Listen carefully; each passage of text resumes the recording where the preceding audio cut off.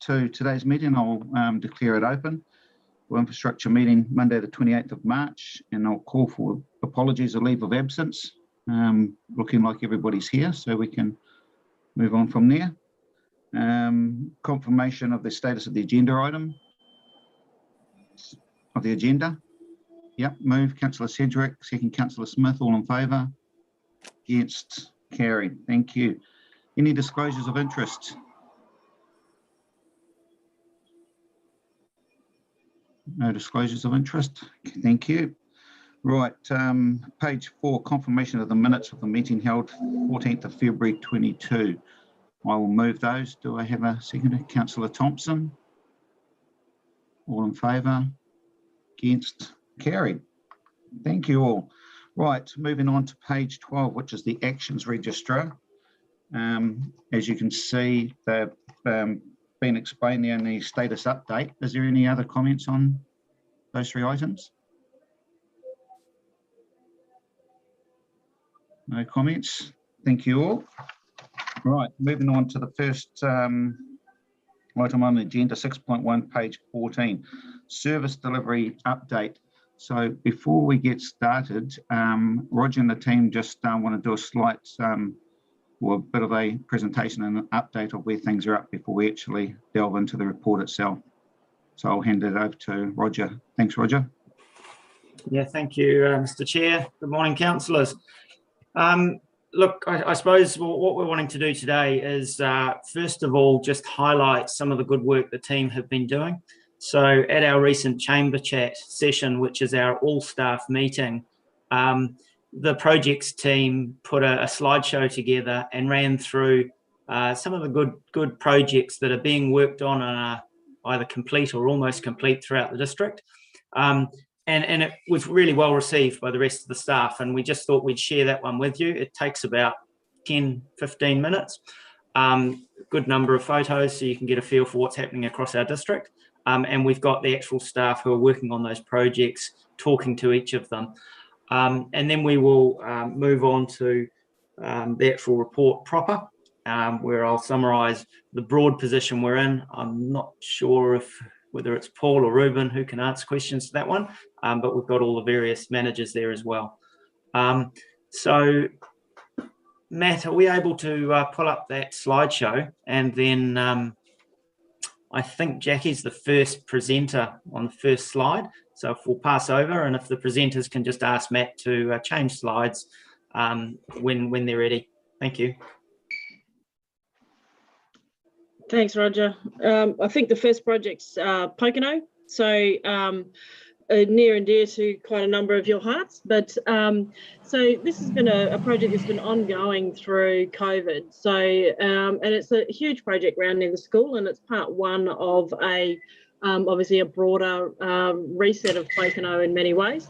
There's been quite a complex engagement up there. So with local iwi groups, 2 lots of iwi groups, adjacent residents, the school, developers and the community, as well as some broader consultation on the related Pocono public realm and other projects that are going to follow in the main street. So it's a complex project, but look at this. I mean, they've done a really good job. It's been done by the Alliance. So the finish on everything up there is really nice.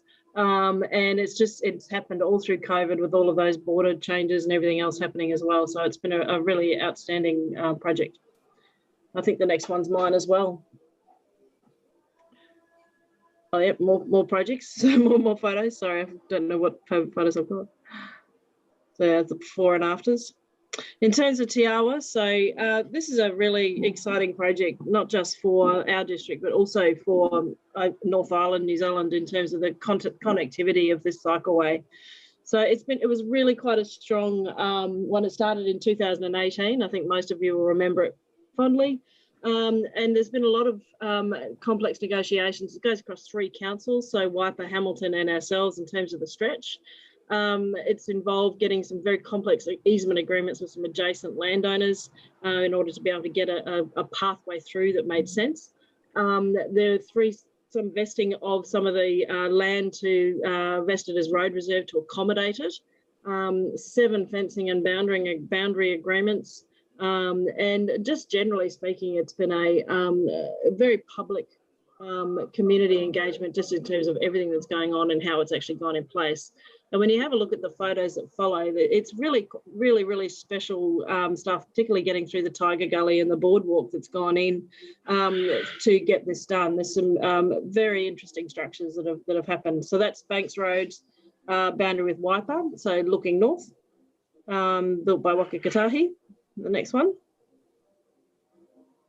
And this is where we get into some of this really specky stuff. Mangawa Gully, so Truss Bridge over the stream on the boundary with Hamilton, and some of the construction photos on this one it required helicopters to get some of the structures in there that are prefabbed off-site. Next slide, please. This is some of the stuff for that gully, getting through some horrendous terrain to try and get a legible pathway through. Next slide, please. It's more of the same. Next slide, please. Yep, this is what's been happening over the COVID period as well. Next slide, please. And the other one I just wanted to mention was obviously the Mangawa Bridge. So although that bridge is completed and was completed not essentially during COVID, I just wanted to spruik that we've won a national award for this one with the IPUWA. So in the $2 to $5 million category at the awards ceremony. So you'll remember that this was one that the connectivity across to the Urupā, it also got rid of a Kiwi rail crossing, and it made that safe for that community. And I actually did the the dawn walkover of that bridge as well. It's a very special piece of infrastructure, and we're very proud of it. Luke McCarthy and others across council, I think it's involved most councillors to deliver that piece over the years. So it's a lovely recommendation for council in terms of what's possible to do with the amount of engagement and cooperation that we've got in that team. So I just wanted to spruik that one. I think that was the last slide, possibly. Yep.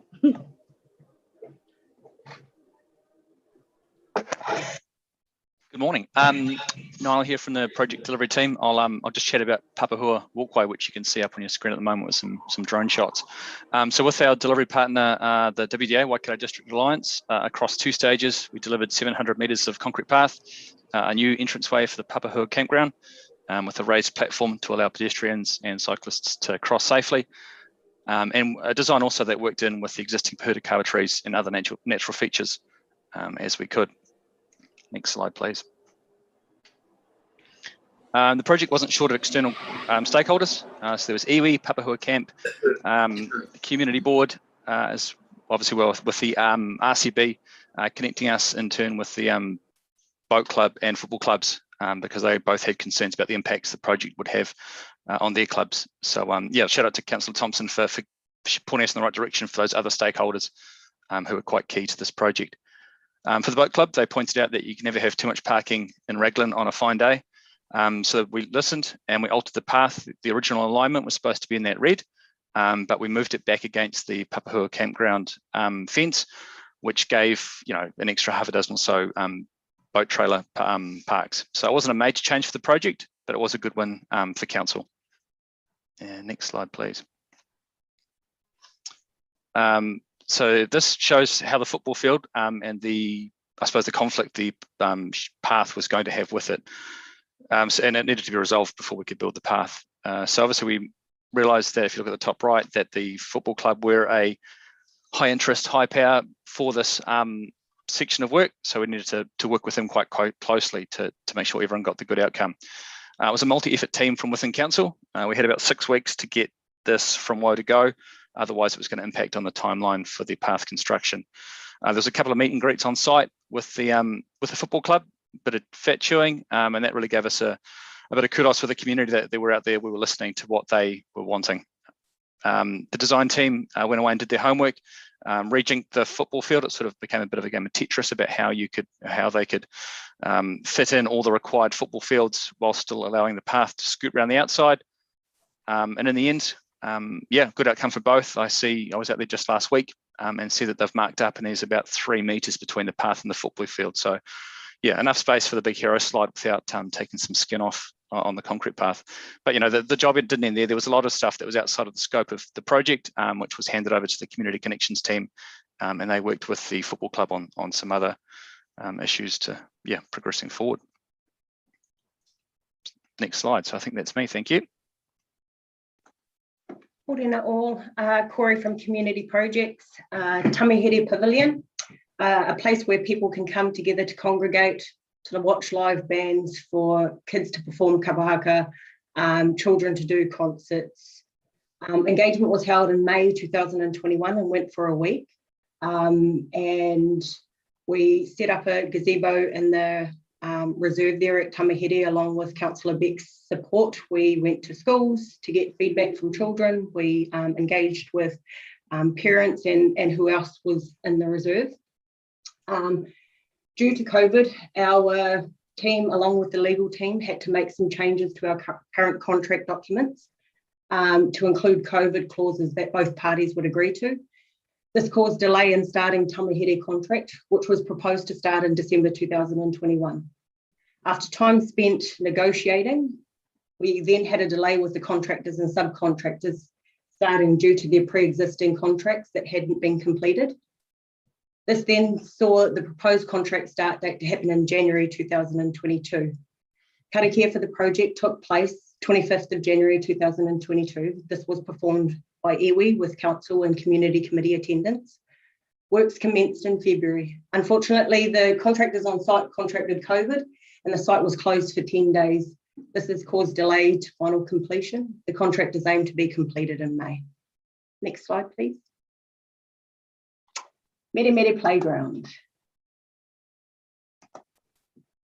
To build a destination playground and incorporate a scooter track that the children of Mere can enjoy. Engagement was held in November 2021, went for a week to allow all of the community to have their feedback. Unfortunately, due to COVID, we had to think a little different on how we did engagement. What would be the norm is no longer a thing, and we had to think of a new norm. Engagement for Mere was undertaken by delivering flyers to letterboxes to get the community's feedback on the playground options. This was the first project where we realised not one size fits all, particularly when you can't do face-to-face engagement. In this environment, engagement is continuously changing to suit the demographic of our district, and there is always lessons to be learnt to improve on how we connect with communities. And we wanted to thank all of those involved in this, as it's a joint effort from many business units across the council. Next slide, please. Telco Skate Park. It's a joint project between council and Telco Youth Sports Trust. The Telco Youth Sports Trust has secured additional funding from multiple funders to contribute towards the project. The project started in February and is progressing well and is aimed to be completed in June. And I think that's it from me. Thank you. Kia ora everyone, Trevor here from the Community Projects team. This project presentation this morning is called the Elbow Boat Ramp Upgrades. If you don't know where this place is, it's approximately 20 minutes from west from the Telco Town Centre and is part of the Aka Aka Reserve and is also 5 kilometres from the river mouth that heads out to the Tasman Sea. This place is a significant site for mana whenua, Ngāti Te Ata, who would use the reserve to welcome other tribes who would arrive by the river and host very important gatherings and use the site to go out and catch kaya like whitebait and tuna, which is eel. The Aka Aka community also use it all year round for picnics, overnight stay, whitebaiting, duck shooting, water skiing and many more activities. This boat ramp has a unique setup, as you can see. It doesn't go directly out to the river like other boat ramps. This arrangement provides boat ramp users with better protection from swift river currents for launching and retrieving of their water vessels. The boat ramp is over 30 years old and is showing signs of failing retaining walls, and it doesn't function well during low tides. Through 3 key community consultations and many iwi hui, the project team were able to co-design with the stakeholders to come to a solution or design that meets the budget project longevity and functionality. We did get a good response from feedback from the community.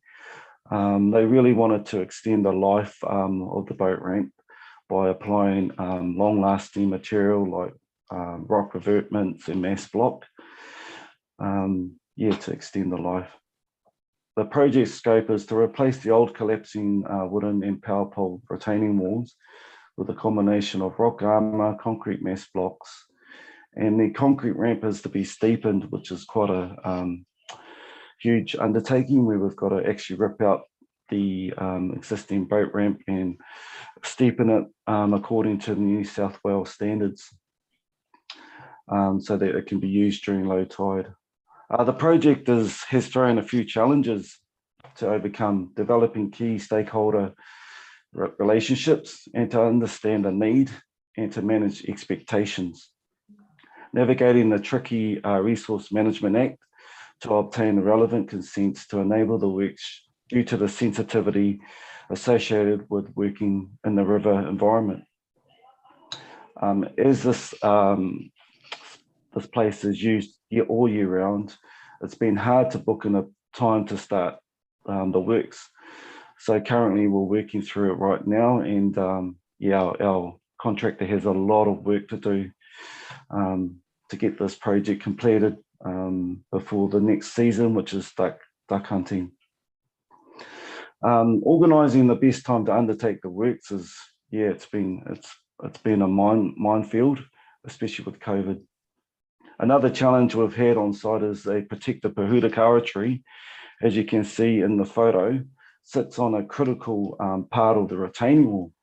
So we've got to be very delicate and be real methodical on how we install the new retaining wall to ensure that we protect that Pahutakawa tree. So if you can go to the next slide, please, Matt.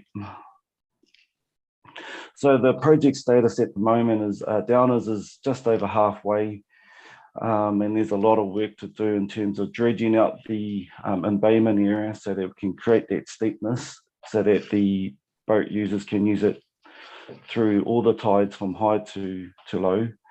And we've got to reinstall the concrete boat ramp, and the main key for us is to ensure that we don't allow any contaminations to go out into the river from the current rain that we've had over the past week. So that's it for me. Thank you, and have a great day. Yeah, just a bit of an overview. Okay, hey, thank you for that, team. Really appreciate it. So look, I guess the purpose of showing you that is we're doing some really cool stuff in our district, and we're working with our communities in different ways than we have historically. There's a lot of engagement, a lot of pre-planning going on now before we just decide what needs to be built and get in there and build it. We now have the conversations with our communities. We work out what the community's needs are, and we try and work in as best we can community needs and aspirations with budgets available, etc. And also communities are now stepping up and helping fund some of these projects through various means. So look, that was just an example of all the good things going on. I guess if I can just now take us to our service delivery report, and I will ask, just as I said, not sure if Ruben or Paul's going to talk to this one, but a high-level intro from me. This financial year, we've had an ambitious target of around about 152 million worth of CapEx to deliver. And that is a sizable task. How are we doing? Well, year to date, we've delivered 35 million, which is a long, long way away from 152. So over the last month, the teams have gone away and done a lot of analysis in terms of realistically, what do they believe they can deliver between now and the end of the financial year, i.e. what's our forecast spend? And the report talks about that in a bit of detail. Ultimately, the teams are suggesting that we can spend round about 100 million this year. You may say that sounds like a very optimistic number, given the difference between 35 million and 100 million, and we've only got 4 months or so to do it. The teams do have good rationale for why they believe they can spend that amount. And we've got to support the teams in terms of those aspirations. I guess you may say, how are we going broadly speaking in those kind of numbers? And so I've looked at back historically. How did we do last year, for example? And last year we delivered 57 million in total. The 5 years prior to that, the average spend was 46 million a year. So putting the 35 million in context, we're heading definitely in the right direction. If we manage to get to the 100 million, it will outstrip any of the previous years. And in terms of when I ask, is that 100 million target realistic? I have a bit of a look at the trend, and the trend every month this financial year has been better than any previous year. So there is a difference between what we've done in the past. There's also, it's worth noting, to spend the 152 million, there's a pretty steep curve there's a particular graph that we work off. And clearly we're not going to achieve that. But we have achieved incremental changes over the last couple of years to the point where our current performance and our predicted performance for the rest of this financial year is better than what we've achieved historically, even though we've got COVID and some very challenging supply chain issues at the moment. So I think the team are doing a really good job. Keen to hand over to either Paul or Ruben, whichever one it is, just speak up, and then you can highlight any specific areas that you'd like to draw the attention of the committee to and answer any questions. So I'll pass over now. Yeah, I'm happy to answer questions. Paul's on the call, but he's struck down with coronavirus, so he's got a croaky throat. So any questions on the report? Yep, thanks, Ruben. Councillor Smith. Thank you. Historically, council has struggled to deliver the work programs, and we got into the horrible habit of carry forwards and carry forwards and carry forwards. In the last LTP, we made a serious attempt to dispose of those by having a complete reset. And therefore, we put in place a new 10-year program that essentially prioritised those that needed to happen and those that were realistically needed to be reprogrammed in out years. There were some challenging questions at the time of the LTP about whether in COVID and the likes the budget was achievable. And of course, I can recall the serious conversations about council's debt loading and the threat to our loan debt ability and the likes. What concerns me now, hearing what we've heard, and of course COVID is still with us, as to whether we should, because I sense a 50 million at least carry forward going forward this year, which is our entire work that we've done historically over the last 5 years, you've just said, Roger. So for me, I think the challenge now, and if we're realistic, is it's 155 million is I think the film said, a bridge too far.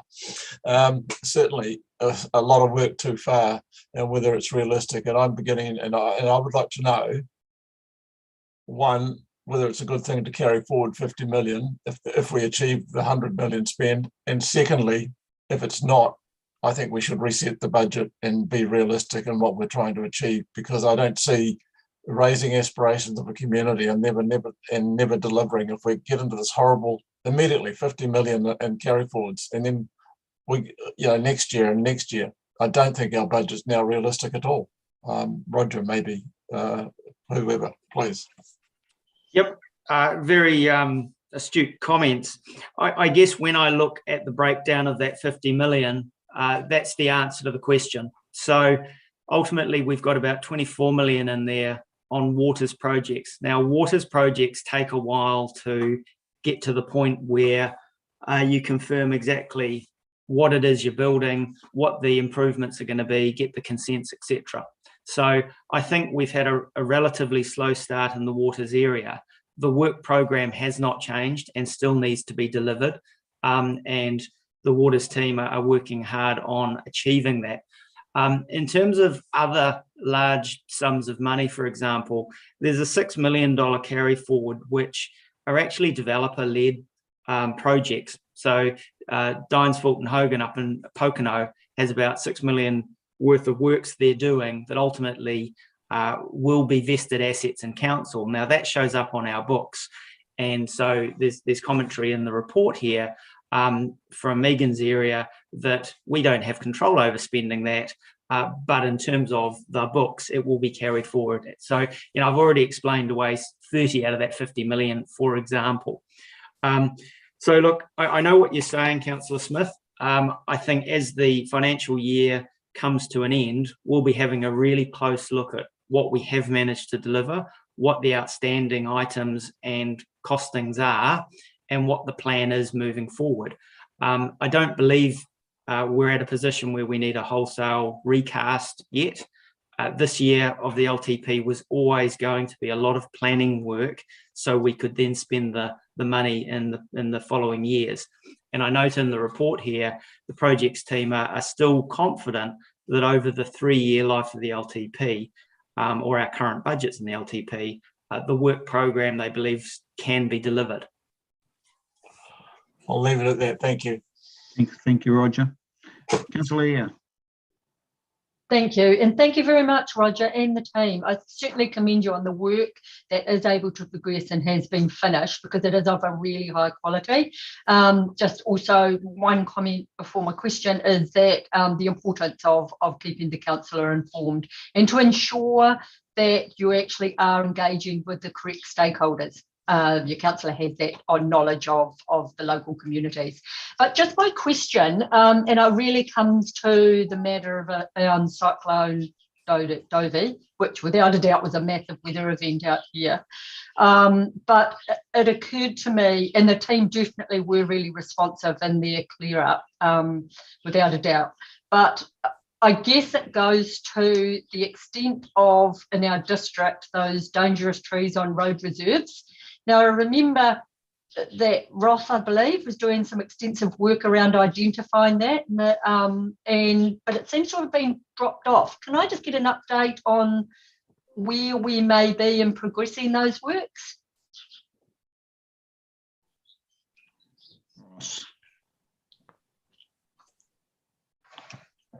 Ross, are you able to provide comment on that?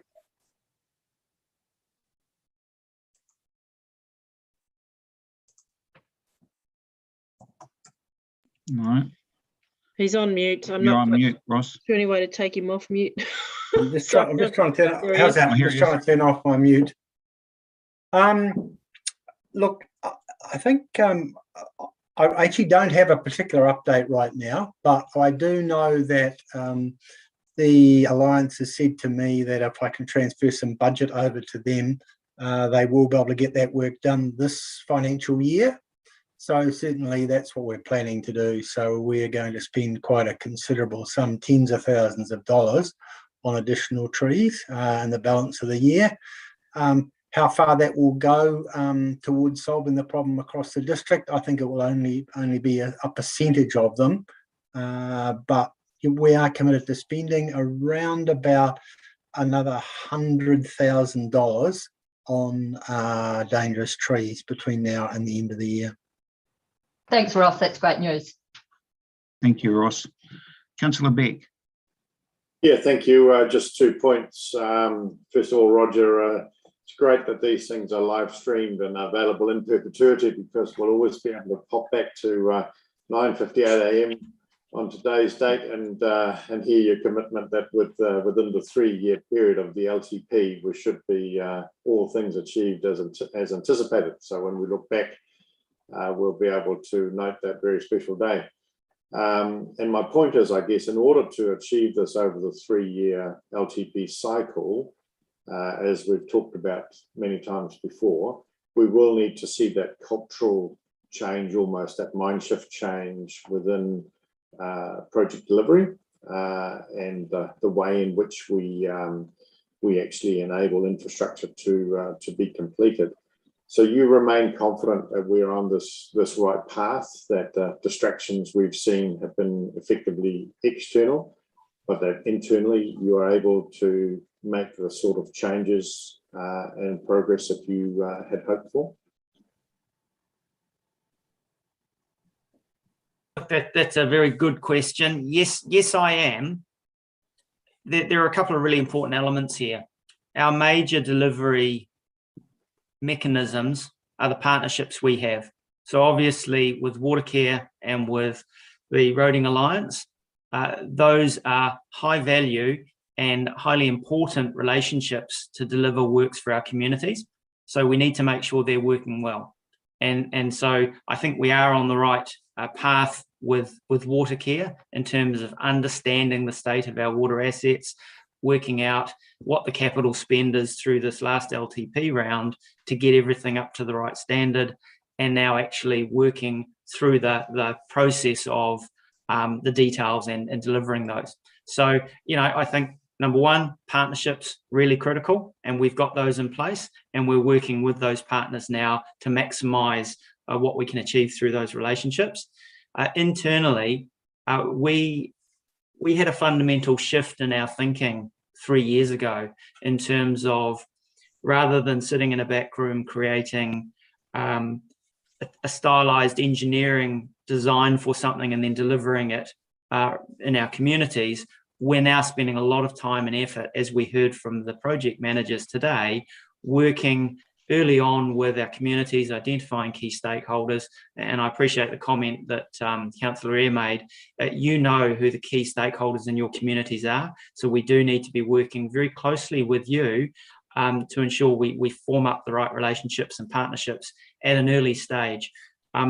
That work takes a lot of time and a lot of effort. We've probably underestimated how long that takes. You probably actually spend at least a year having those conversations before you get close to knowing what it is you're actually trying to deliver. Then you've got the steps of how do you actually go and physically deliver it, whether it's procurement, whether it's design, whether it's construction. So we're actually learning these projects have a good couple of year sort of life, which in the past we've probably tried to do a little bit too quickly. So yes, I believe we've come a long way. There has been incremental change. As you'd see by the numbers, it has not been a step change that we were hoping for, but I suspect that step change was probably going to be a bit optimistic given the way we want to work with our communities and our partners.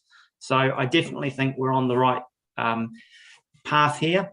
We're establishing the right relationships. We're doing the right planning. It is taking a little bit longer, but we did build that into the LTP.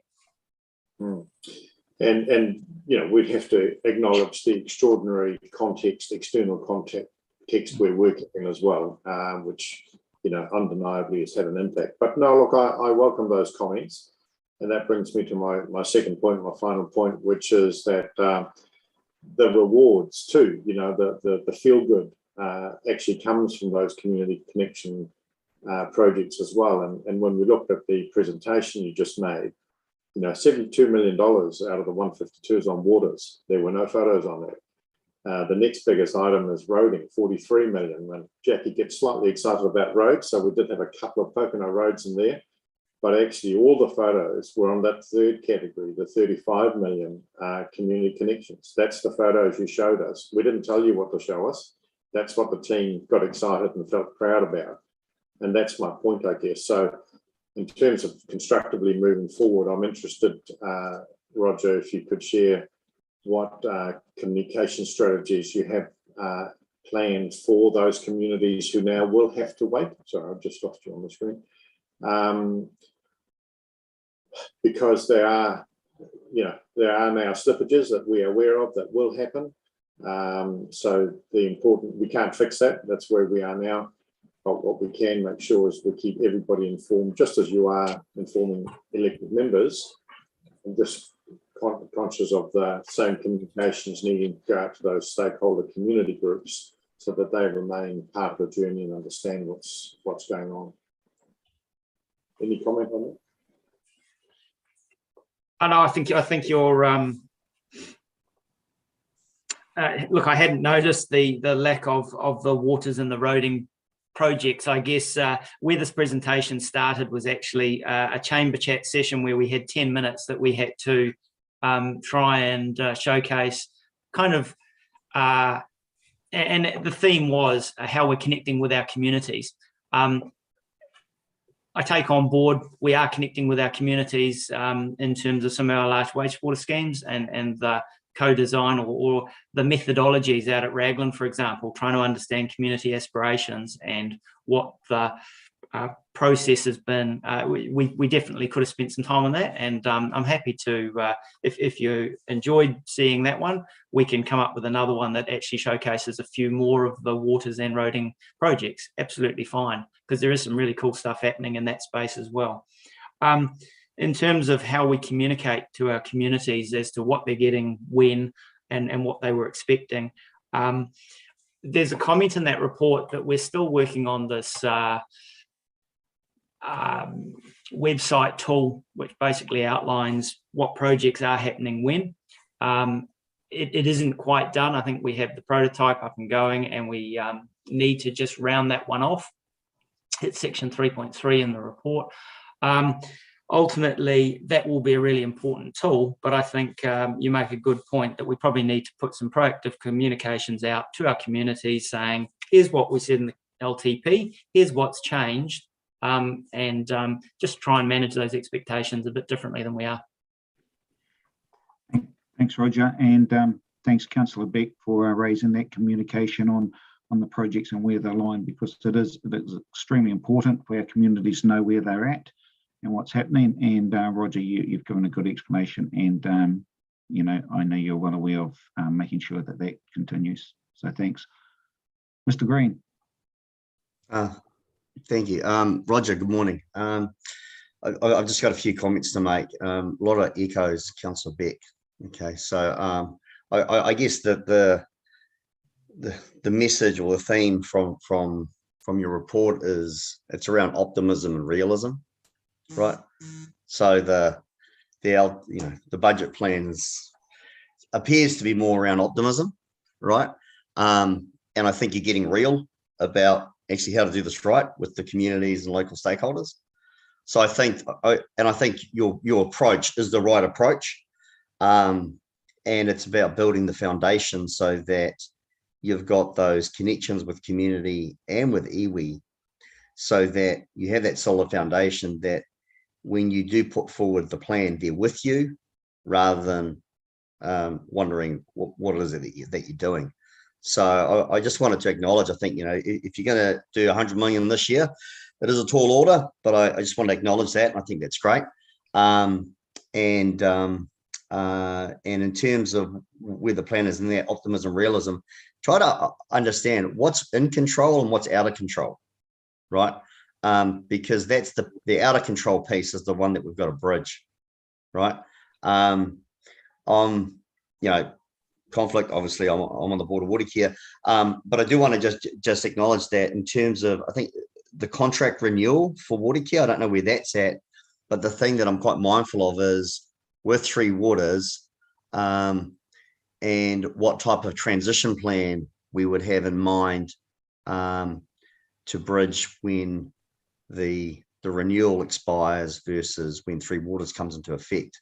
So it's probably something to start thinking about, and I'm sure it is being thought about, but just wanted to acknowledge that. Another piece is, yeah, a lot of councils, a lot of public utilities and that are looking at, you know, Māori outcomes, and I know that we've got the JMA with the Waikato Tainui, but I think we should kind of stand back and think about, well, what's our version of Māori outcomes? What does that mean for us, rather than just do what we have under our commitment to Waikato, but actually stand back and go, actually, this is actually how we honour the treaty. This is how we work with our Māori stakeholders, and how that actually helps us bridge that optimism and realism piece with the right foundation in place. So yeah, but I just wanted to just echo the positive comments, but also acknowledge that there's probably a piece of work to be done just to get a bit more confidence that in future plans we're able to deliver upon that. And I'll make some suggestions to you around Māori outcomes plans. I've been involved in a few of them, and that might be helpful. Okay. That'd be appreciated. Thank you. Thank you, Mr. Green. And in relation to the transition around the three waters and what's happening with the Water Governance Board is always having those discussions around there. And then it's maybe something that Gavin might be able to touch base with you offline and have a chat of where the board's going with that. So thank you. Councillor Maguire. Yeah, just wondering what percentage of the 150 million is in the 100 million that you hope to achieve out of the waters, the 72 million. How much is the waters budget in the 100 million?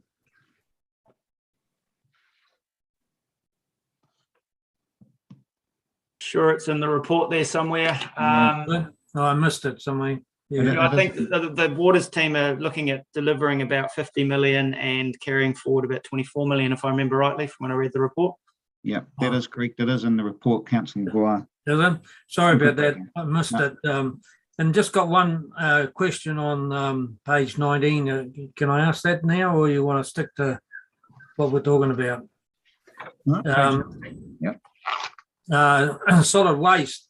I'm a bit concerned you're going down the path, suddenly changing, going down the path of leasing. I see solid waste, Huntley Resource Recovery Centre, 1.5 million down to 200,000. So I presume that's 200,000 for a lease payment over 12 months. But that, if it's a long-term scenario, over 20 or 30 years, that'll triple. It'll make the 1.5 million look pretty cheap. So I'm just wondering why you're going down that path. You want me to comment on that, Roger? Okay, thank you. So, sorry, Eugene, you could too. But so we moved from a CapEx option at Huntley to an OpEx option, which is leasing, which is why the capital budget has changed. And the 200,000 there is to transition the McVeigh site, if you like, to something that is more, it's better for the public drop-off. So we've got to do some works there and also put some some road upgrades and fixes in there for the public drop-off. But the sorting plant that Metro Waste has is moving to Rotowaro Road under a lease. So there's been 2 sites there operating, or 3 with TK involved. And that is time limited because we're going through a solid waste review, and we'll be going through to procurement, which might end up being a district-wide contracts potentially after those contracts run. So they've got another 3 years to run. And we're starting to think about that as part of the solid waste review as to what the procurement looks like. So it's a leasing option, but we expect that we're probably going to be looking at least as a Northern and Central District combined contract going forward for solid waste, which is probably the most likely option. But it is a leasing option because that was the most effective option we had for that McVeigh site. The contamination and stuff in the ground was going to blow that out, that CapEx budget that we had out. So the leasing option is actually a really cost-effective one for us for that Metro Waste Central activity. Thank you. Thank you. Thank you, Jackie. Councillor Willison. Yes, thank you. Yeah, just on, well, it wasn't what I was going to talk about, but the 100 million, I actually think, pat on the back, well done. Fantastic. I mean, you've effectively doubled what you're going to do. Sure, you're going to fall short, but what you've achieved is very impressive in the conditions. And I'm real pleased, and thank you for that. So what I was going to talk about was I've got 2 things really. Is the trees. Dovey's highlighted the damage they can cause, and it's trees are great. I'm all for it, but we need to be we're looking at where we, especially with planting, is coming up with all these projects where we're going to plant them, like not planting both sides of streams and things like that. And the other thing I've noticed that there is actually looks like there's a blight out on the trees, the evergreens. Are we aware of that? And they're starting to sort of die with the, I don't know whether it's the summers or a blight. I'm unaware of the blight issue, so I'd have to ask Megan and see whether any of the arborists, Kevin has identified that, but we can possibly come back to you if we haven't got an answer now. In terms of Dovey and trees around our district, you're quite correct. There's been a real issue in terms of the number of trees falling over. Certain types of trees were harder hit. So liquid ambers, for example, they didn't fare up well. And as a tree per se, when I talked to Kevin Gordon, our arborist, he's saying that's not a great sort of tree because they do succumb to high winds and they break, etc. We've also had a lot of damage around fences and what have you when a tree comes down and it affects a neighbour's fence. And there's been a lot of inquiries as to what happens in that situation. And I know Councillor Patterson has been particularly proactive in this space, helping a few residents understand how it all plays out and who's responsible for doing what. I think from a roading network point of view, our Roading Alliance team did a really good job at cleaning up any blockages on the network. They did that in a very timely manner, and the crews worked really hard. So things actually went really well for us through that storm event from an operational point of view, but it has highlighted the issues that you're raising, which is a bit of a stock take on the trees throughout our district, whether on the roading network or in our parks and reserves. What types of trees, which ones are particularly susceptible to damage, and what plans have we got in place to manage that now and moving forward? Thanks for that. And then my final point, then, if you could bear with me, Chair, just talking about the damage that's happening to the roads in our district lately. It has escalated. And have we got any plans, or is there any discussions had in a way we can mitigate the people doing skids and the damage they're doing to the roads? And I know we've talked, I wasn't able to be there in policy and regulatory, but because we've got the roading team here, I was just wondering if they had any plans or anything we can do, any thoughts to catch them, stop them? Ross? Yeah, so we had a road safety action meeting last week, and unfortunately the Waikato police weren't able to attend that meeting, but we've asked for a meeting with them this week. It hasn't been scheduled at this point in time, but that's our intention. It really is a challenge for us, isn't it? Trying to figure out exactly how we can mitigate, because they just keep popping up all over the place, and it seems to be a real rise in antisocial behaviour. But yes, we are working with the police to see what we can do. I think this week's meeting will be the first of a number to try and figure out what it is that we want to do and what we can do. We'll put a camera in down Onion Road. That seems to have worked over the weekend that's just been. Investing in more cameras is an option, putting in some extra infrastructure, but unfortunately all these things come at a bit of a cost. So I think what we'd like to do is, once we've started to work through something with the police, we probably need to reach out with some of the community groups and see what they think, because it can't be done sort of in isolation, really. So I would say it'll take us 3 months to work through something. One of the other things we've thought about is maybe making some changes to the open spaces bylaw to stop people congregating. So hopefully it'll be a bit of a multi-pronged attack. Thank you. Sorry, and a final point on that. Is there, like, obviously there's a cost. Are we able to pull out the costs, or are you aware, or has it been isolated? Can we identify the cost that it's actually causing? Because then if we were to stop it, we could then proportion some of that cost to the cameras and the likes of it. Thank you. Yeah, so the Chair, most of the costs to date have been the cost of installing infrastructure and putting cameras in place. The amount of remedial work on the road has been negligible, as a percentage of the total cost, because, you know, it's quite easy to spend $50,000 on putting a bit of infrastructure at an intersection in the way of islands and things like that, and sometimes it doesn't prove to be that effective. So, yeah. Thank you. Thank you, Ross. Look, this is a very difficult problem to try to solve.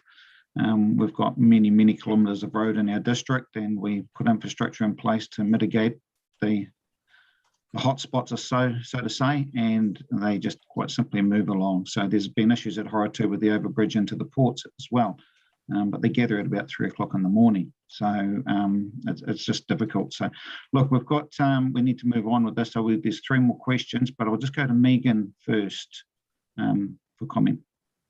Good morning, councillors. I was just going to make comment in regard to some of the tree questions that were mentioned before. So in addition to what's happening on the road reserve, obviously we've got a number of trees in our parks reserves, and they're obviously affected by the cyclone as well. So the team have been working on that. Esplanade, unfortunately, was subject to COVID as well, so they were struggling through that period to try and get that work done. They are progressing, obviously. But I'm not sure if you remember as well, when we initially awarded the Esplanade contract, part of that contract is going through all of our trees and doing condition assessments on them to make sure that we are doing the work on the trees that need to be done in preparation for future cyclones to avoid, damage and be more proactive in that area. I was also just going to add a comment in response to Councillor Willerton's question or query about the blight, not specific to blight, but just took this opportunity to let you know that we have had notification that Dutch elm disease has come into our district. It's been in Auckland for quite some time, and we've had notification that it's moved into Pocono. So that's a fungus. I think it's spread by a type of beetle, and it affects elm trees, which and it's devastating. I believe that it destroys them. So we're working quite closely with Auckland Council and also some of the monitoring organisations to see what else is happening in our district. But yeah, we're trying to keep an eye on it and hopefully get on top of that before it does spread further. So just thought I'd take this opportunity to share that information. Thank you, Megan. Councillor Church. Yeah, thank you through the chair.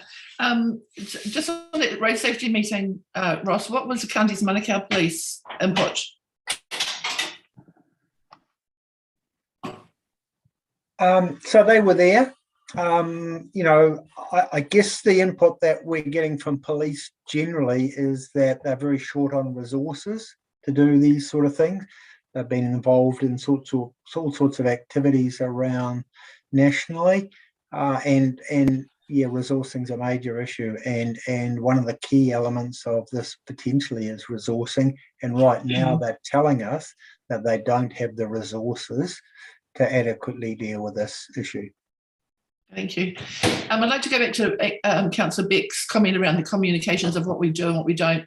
And I think that when we get the digital mapping up, it'll be really helpful. But we've discussed the delivery of infrastructure or things that are going to be a little bit behind for a lot of very valid reasons for a long time in council. But I yet to see actually any strategy, really a strategy around how we handle that. I think it's a bit bigger than just looking at where we are now and just having a bit more of an overview in a strategic way of how we handle that and the plan forward. But we have to discuss it, I think, for 2 or 3 trienniums. Yeah, and I think, I think that's a little bit bigger picture. And I'd like to have perhaps a more discussion about it because it is really important that we have that engagement. My questions around Pocono. So there's a couple of big infrastructure. And thank you. The road work, the work's been done on Pocono Road around the school have been fantastic. And there's always planning hitches, but people have been working diligently, and it's come out really well and looks amazing. So well done, particularly in the COVID. I think that's a real acknowledgement of our council and their fortitude in really difficult times. So I'd like to acknowledge you all for that. But there's some other projects around that are following on really from the Pocono Great South Road is the one project, and then carrying down Great South Road through the main street. And the Pocono Community Committee, although it's just become a new committee in February, the previous Pocono Community Committee, which our voice is less planning, less talking and more doing, these projects were planned to be done. And then there's conversations around more planning and more just discussion as opposed to the delivery of them. So again, it comes back to that strategy. It has to be a really good reason why we don't deliver them. And I'm happy to take it off board as to maybe a bit more of a briefing of the community committee as a whole as to are they going to be delivered or not and when, because their expectation from the community was that they're going to be delivered and started in consultation really now, around about now. So yeah, I know there's other conversations going on, and I know there's other strategies and planning, but actually delivery is really what the message from Pocono people have been about, because they've been they feel like they've been consulted up to their back teeth in lots of things. So that's that area. The skate park in Tuaka, thank you very much. It looks great. And basically, I think you're doing a really good job. So I'll take some things offline and look forward to some conversations and briefing. Thank you. Thank you, Councillor Church. Yeah, and I'm sure Roger will be able to help you offline with some of those questions. So, Councillor Gibb. Yes, thank you, Mr. Chair. Two quick things. Councillor Wallerton, I'm not sure what you're referring to with the blight, but if it's on the western side of lots of hedges and trees, I was told it was an after effect of the cyclones with the salt coming across the Tasman. So maybe it's not what you're referring to, but that's just a comment. And the other question, which is Gary Delarue's not on board here, is he? I don't think on the call, but my question is about the zero harm for the Alliance. I'm comparing it to our GPSs in our council vehicles. I was doing 100k and I was passed by an Alliance vehicle who accelerated further away from me, but actually cut in on me. And I thought to myself, our branding's on there too. And I wondered whether they had that GPS in their vehicles and were being monitored like our own council staff. So it's a question you may not be able to answer, but if I would be interested to know in the future if you could get back to me. I'm happy to answer that one, Councillor Gibb. They do report on that to the principals group, which includes Roger, myself and Tony, as well as 3 Downer people on it. Yes, they do have e-roads in their vehicles. And where they are a council supplied vehicle, because we have council staff working in there, they're also e-roads and monitored. So if you can send me a time and a date of when that occurred, I'll get Gary to look into it, because that is something we're pretty hot on. And it sounds as though he was probably a bit reckless if he's cutting in on you as well. So we can identify who it was and get Gary to have a conversation with them. Thank you. Thank you. I think, Megan, have you got your hand up for a question, or is that from previously? Thanks, Megan. Mary Ellen. Yeah, firstly, thanks for the report, Roger. Good report, good summary of the good work that's going on. But the only comment I would make is to the whole organisation here. These are extraordinary times. In my 21 years in local government, I've never known anything like this at the moment. And I've just got off 20 minutes ago from a phone call from one of the other big infrastructure providers in the Waikato, and he's got the same problem with 30% of his staff off at the moment with COVID, and can't get materials, can't get contractors, can't get anything done. So this is a national problem. We just need to be a little bit tolerant of everybody and everything at the moment. As much as I know Roger and his team would love to be able to deliver on time, and these are extraordinary times. So we just need to be patient, everybody, and hopefully one day we can get back onto an even keel again. Thank you, Mary Ellen. Right, that winds this report up. Just like to thank yourself, Roger, and the entire team for the presentation at the start. It was very informative and good discussion by everybody during the last 20 minutes, half an hour or so. So there is a few things to take out of that, and we'll get feedback going forward. So thank you very much. Councillor Lynch, did you want to ask a question on? Yes, sorry, mate. I didn't realise you were doing the whole report. I just wanted to go to page 31 with upcoming work and construction on the Huntley State Highway rehab, fully funded by Waka Kotahi. So I'm just checking that that's correct. It is fully funded by Waka Kotahi. Ross, do you want to answer? I can answer that. Yes, it is. So there was a report up, gosh, a couple of meetings ago to council, I think, of that one. So yes, it is funded under a renewals program over 3 years. So that's different to the other capital stuff that's related to the WEX revocation, which is $10 million over 3 years. So there's a funding agreement in place with Waka Kotahi for that stretch. But this is fully funded, this bit. Yep. Ross, yes, it I is. think a bit of an update's required as well. Yes, it is fully funded, as Jackie said, by Waka Kotahi. but due to some issues resolved, which we've been unable to resolve around the design of it, we are not going to construct it the current financial year. It's going to be moved to the next financial year.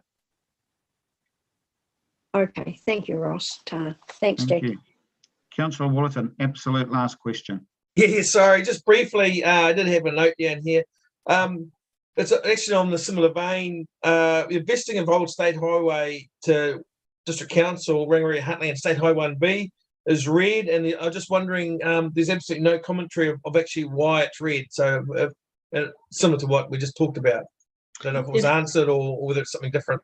If that's in the appendix report, Councillor Wallerton, it's possibly because CAMS hasn't been updated in time for this meeting. So that's sitting with Luke McCarthy, and he's addressing that at the moment. But so we're still getting to the funding agreement with NZTA on the 10 million. I think we're pretty much there, bar the shouting, I think, and it's coming up to, I don't know which, is it council meeting, I think, Roger?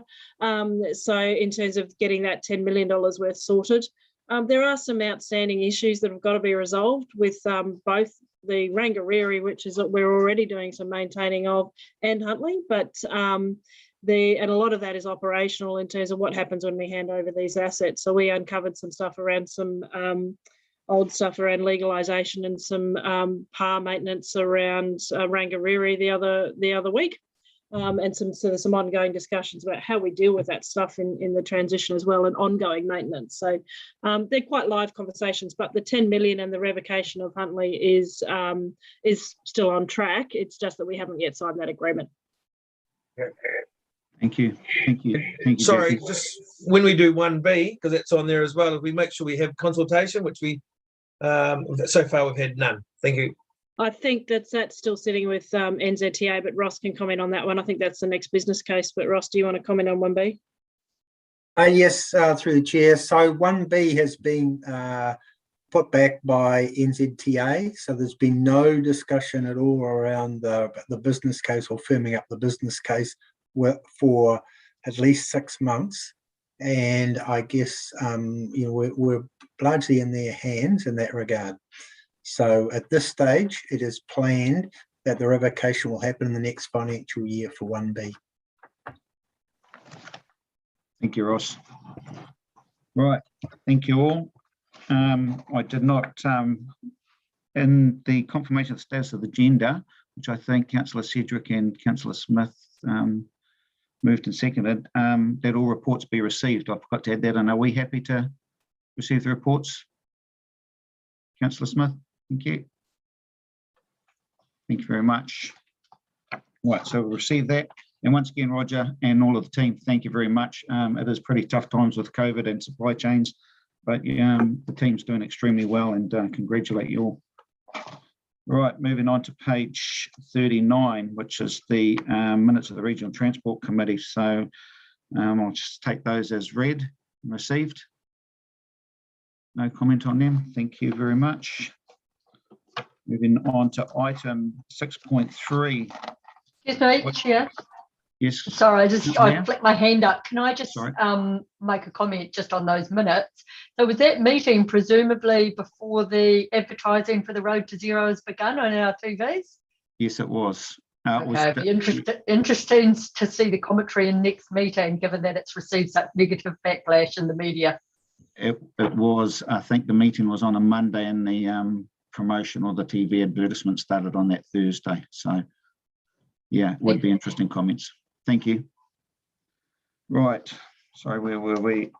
Page 47, item 6.3, proposed road names for lakeside developments. Councillor Sedgwick or Councillor Smith? I'd just like to ask a question, and I see the names Ayrshire, Romney, Steer, Yearling are completely out of context to the rest of the names. And whilst I'm a farmer with a beautiful Hereford sitting behind me right now, I just think those names are completely out of kilter with the rest of them. But that's a comment rather than a question. Thank you. Thank you, Councillor Smith. Councillor Wallerton. Yeah, mine's on a similar vein, and maybe Councillor Sedgwick might be able to shed some light. But I sort of have a little issues with Karaka, Matamata, Oriti, and Riparawa being towns, and I'm not sure if we make them a road. And I know some of them have significance. So I read, for the area, but those are towns in New Zealand, and if we, when people Google them, I just wonder if there's some confusion. So that would be my only issue on those names. Thank you. Thank you. Councillor Sedgwick, I'm sure you'll be able to highlight us on this. The community committee had exactly the same concerns. We checked them with the emergency services who were comfortable with them. This list has come from iwi in conjunction with the lakeside developers. So it's an iwi originated list. Thank you very much. Councillor Church. Thank you, through the chair. I try to understand through this where the Te Kapiti Community Committee is. Are they supportive of this list in its whole, or any exceptions? We had some, sorry if I may, we had exceptions, and probably similarly to those raised, such as Matamata and Karaka and Hingaya, which are all quite close to us.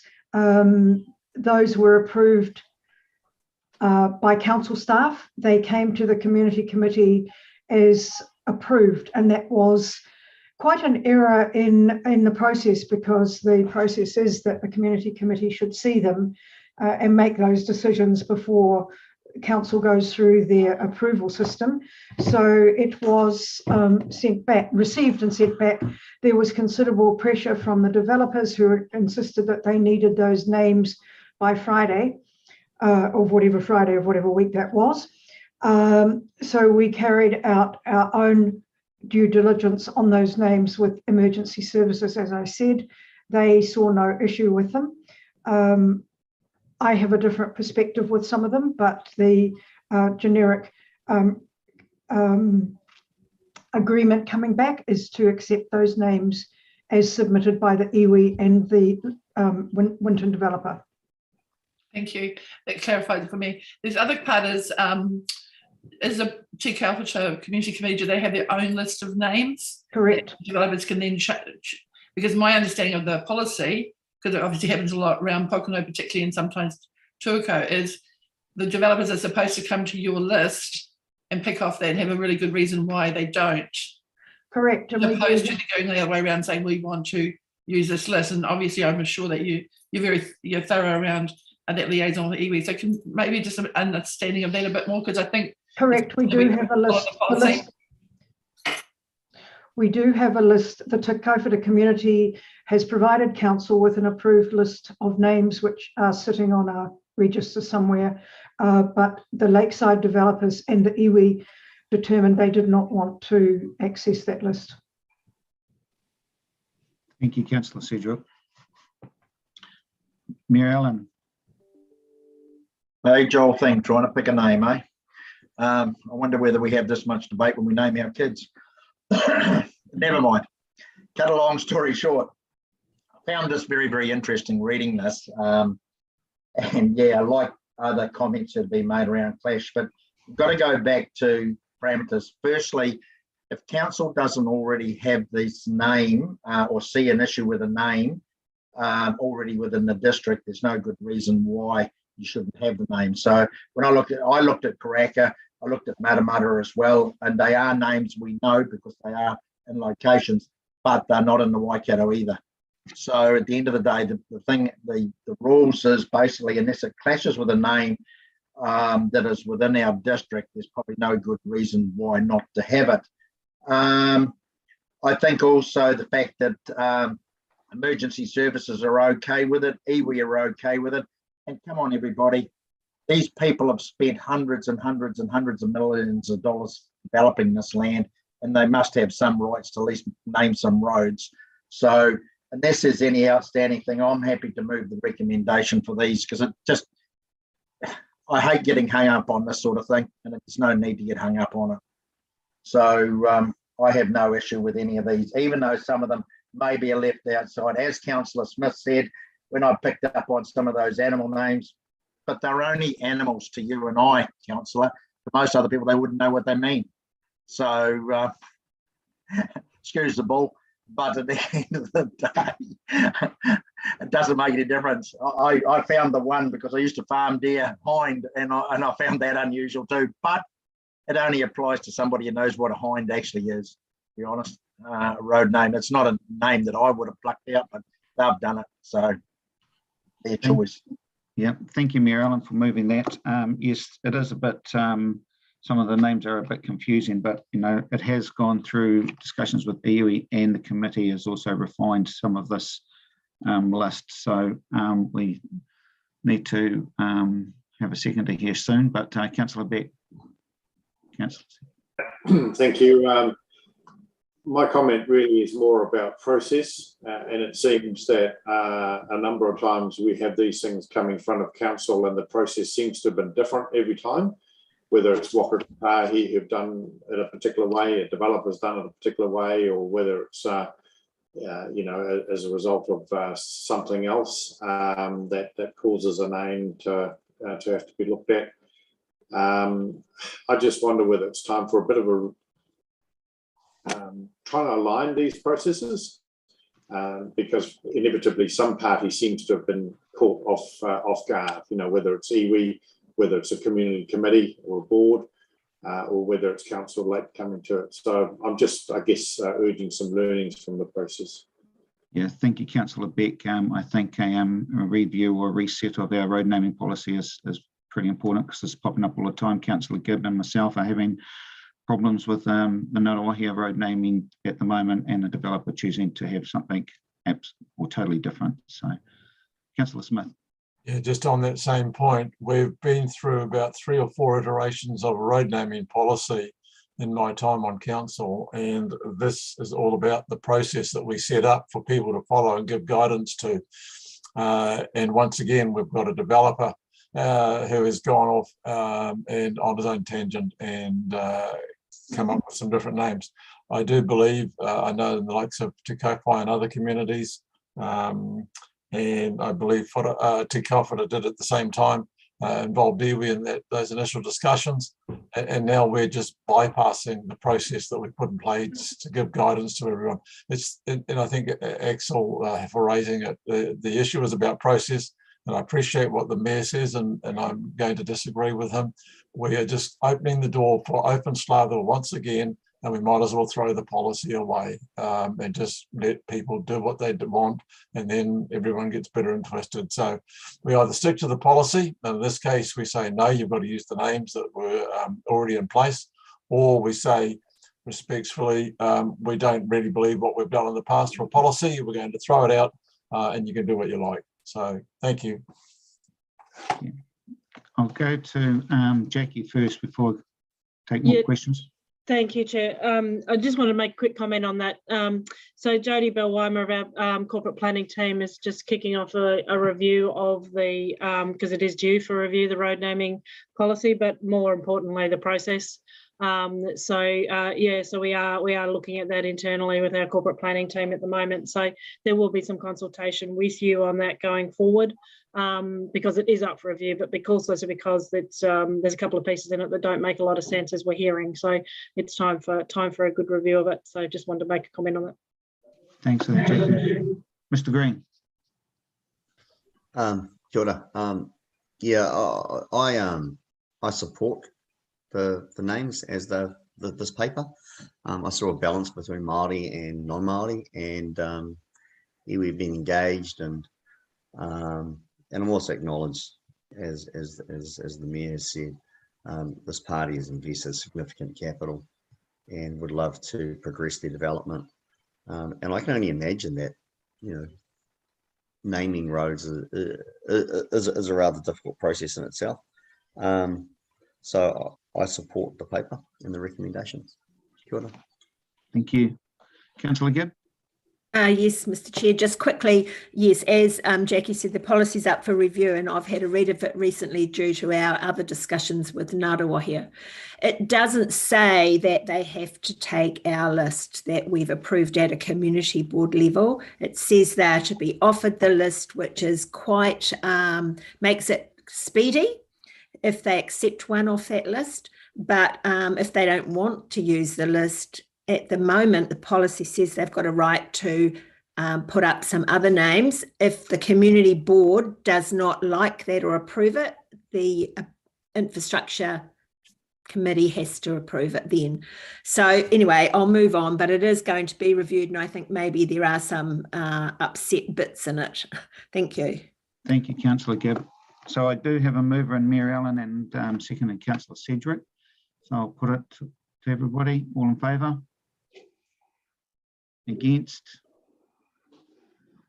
Carried. Thank you very much. Good discussion. Right, moving on to the last item in public, item 6.4 on page 65, proposed easement of utilities and reserves. I think that is Anthony, is that correct? Morning, Anthony. Morning, Mr. Chairman and councillors.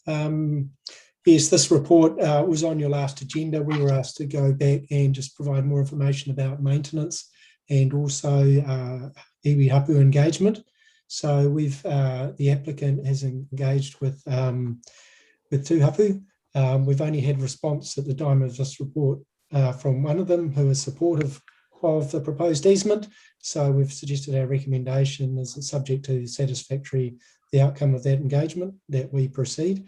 In respect of maintenance, there is some maintenance that would be required of this on the reserve, and the applicant will be, as part of the easement agreement, be required to undertake that maintenance on a regular basis. They're suggesting it would be a 6-monthly inspection. Well, that's what's come from the engineer that's designed the system. So we would go along with that. And then the other part of the report that we have amended is that given that it's a utility reserve and it's going to have effectively utility infrastructure on it, we've reviewed the need to require it to be notified, relatively small in scale. So therefore we're recommending approval of the easement subject to the outcome of that iwi hapu engagement consultation being confirmed. Thank you, Anthony. Thanks for updating that information and providing that information that was asked for at the last infrastructure meeting. I'm sure that has satisfied the discussion from then.